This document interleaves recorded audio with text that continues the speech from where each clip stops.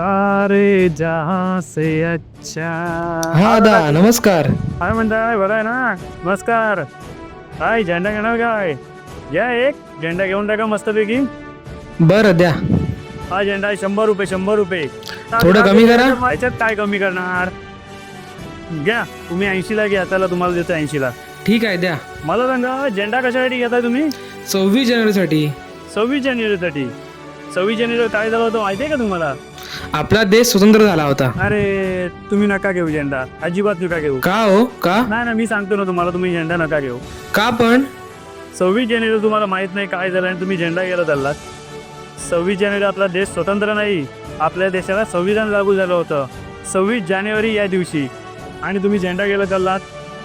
आपला देश स्वतंत्र 26 जानेवारी नाही 15 ऑगस्टला झाला होता. तुम्हाला माहिती आहे 26 जानेवारी झेंडा कोण फडकवतं? आपले पंतप्रधान. अरे काय तुम्हाला ते पण माहित नाही? 26 जानेवारीला आपला झेंडा राष्ट्रपती फडकवतात. 15 ऑगस्टला आपला झेंडा प्रधानमंत्री फडकवतात. जय हिंद.